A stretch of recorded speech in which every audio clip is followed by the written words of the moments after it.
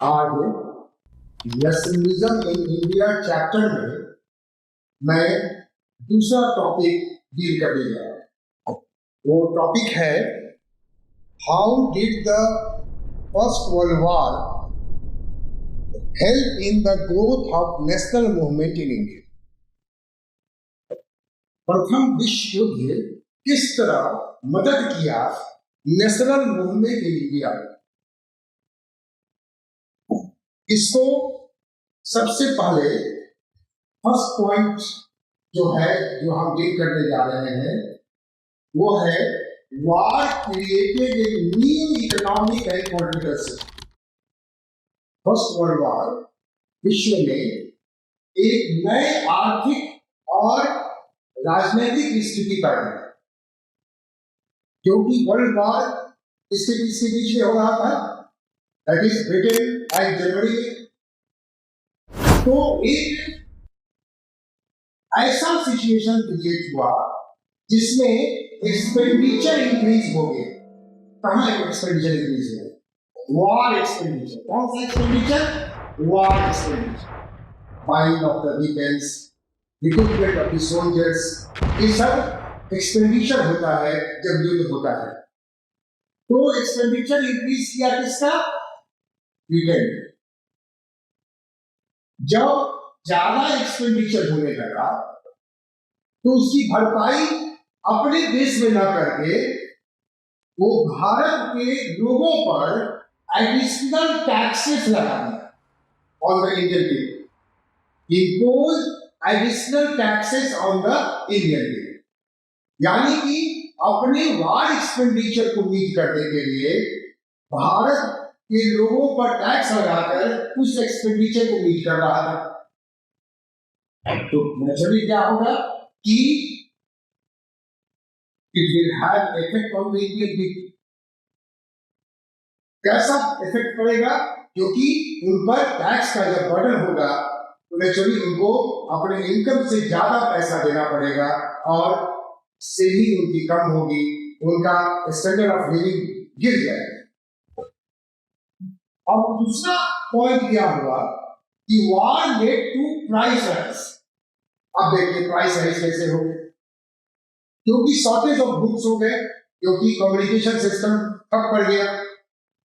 Naturally supply जो है less हो गया डिमांड से।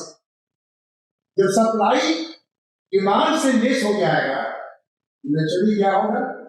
प्राइस इंक्रीज कर देगा। तो प्राइस इंक्रीज कर दिया एसेंशियल गुड्स। जब प्राइस इंक्रीज कर दिया naturally hardship for the common people increase. सामान्य व्यक्ति के लिए बर्डन हो गया। कैसे वो सामान खरीदे? एक तो आपने टैक्स लगा दिया, दूसरा प्राइस राइज हो गया। अब एक कॉमन मैन के लिए डिफिकल्ट हो गया to lead a proper life. तीसरा क्या हुआ कि villagers were called upon to supply soldiers. अब ये देखिए ये कैसी घटना घटने लगी। ये घटना क्या थी कि जितने भी गांव थे वहां के यंग मैन को कहा गया कि आपको आर्मी में भर्ती हो, जिसको हम जबरन भर्ती कहते हैं। जबरन भर्ती, जबरदस्ती किया गया वहां के यंग लोगों को और कहा गया कि आप सोल्जर्स बने, जिसको अंग्रेजी में कंस्क्रिप्शन भी कहा जाता है। जिसको अंग्रेजी में कंस्क्रिप्शन भी कहा जाता है। फोर्स किया गया, जबरन भर्ती की गई। जब जबरन भर्ती होने लगा किसमें? They acted as a soldiers. And जब सोल्जर्स उनको बनाए गए और उनको कहां भेजा गया? ब्रिटेन। और वो क्या करेंगे? वो जर्मनी के अगेंस्ट में फाइट करेंगे। वैसे हमारे भारत के लोग को जबरन भर्ती किया गया आर्मी में और उनको भेजा गया ब्रिटेन। इससे क्या हुआ?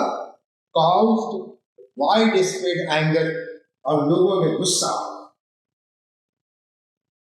तीसरी बात जो हुई, एक्यूट शॉर्टेज ऑफ फूड, भोजन की कमी हुई।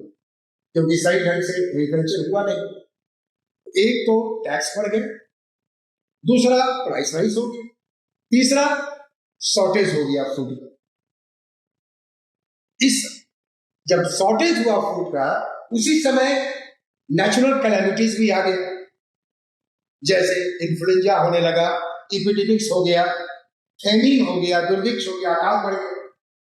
यानी कि हिंदुस्तान के लोग हर तरह से प्रताड़ित थे। इससे क्या हुआ कि इंडियंस को ये समझ में आने लगा कि हमें जबरदस्ती युद्ध में धकेला जा रहा है। ये युद्ध कहाँ हो रहा था? ब्रिटेन में और जर्मनी के बीच में था, और इंडियंस को क्यों उसमें पार्टिसिपेट करने दिया गया? यह अंडरस्टैंडिंग लोगों में आई, और इस तरह से लोग ब्रिटिश के खिलाफ खड़े हो गए। यानी कि प्रथम विश्व युद्ध ने कॉलोनियल रूल के खिलाफ लोगों को एक साथ इकट्ठा करने में कामयाब हो, और सारे लोग यूनाइटेड हो गए अगेंस्ट द ब्रिटिश रूल। और सबसे अच्छी बात कहते हैं कि इसी बीच में गांधी जी साउथ अफ्रीका से आए, दक्षिण भारत से वो लौटे गांधी जी, और गांधी जी का एक एबल लीडरशिप था। उन्होंने मूवमेंट शुरू किया, सत्याग्रह, और लोगों को लगा कि ये स्ट्रांग लीडर जो है, इसके अंडर में रहकर अगर हम ब्रिटिश के खिलाफ लड़ते हैं तो हमें सफलता मिल सकती है। उन्होंने सत्याग्रह ऑर्गेनाइज किया, और इस तरह से मास स्ट्रगल शुरू हुआ अगेंस्ट द ब्रिटिश। दूसरी बात क्या हो गई कि तुर्की के साथ ब्रिटिश का एक संधि हुआ, उसको कहते हैं सेवर्स की संधि। सेवर्स की संधि में तुर्की पर बहुत सा प्रॉब्लम्स, बहुत सा चीज इंपोज कर दिया गया, जिसके कारण क्या हुआ कि इंडियन मुस्लिम्स जो थे दे गॉट एंग्री, क्योंकि टर्की को का जो खलीफा होता था, टर्की का जो राजा होता था, उसको उन लोग खलीफा मानते, और उनको खलीफा को उन्होंने उनके इमेज को टारगेट किया। इसलिए भारत के मुस्लिम जो है गुस्से में आ गए ब्रिटिश के खिलाफ, और इसी बीच जितने भी क्रांतिकारी हमारे थे जो अंडरग्राउंड होकर काम कर रहे थे, जब उन्होंने देखा कि ब्रिटिश जो है वो इंगेज है वार में, तो वो लोग क्या हुए कि दे बिकेम एक्टिव, और एक्टिव होने के बाद उन्होंने पीपल को कहा कि to join the national movement, और सारे पीपल को मिलाकर नेशनल मूवमेंट के खिलाफ नेशनल मूवमेंट करने लगे, और ब्रिटिश के खिलाफ लड़ने लगे। तो इस तरह से प्रथम विश्व युद्ध एक तरह हमारे लिए वरदान था कि कम से कम प्रथम विश्व युद्ध में प्राइस राइज के कारण, एडिशनल टैक्स के कारण, फूड शॉर्टेज के कारण, गांधी जी के आने के कारण सारे लोग जो है they became affected by the British policy, and they united against the common enemy, that is the British.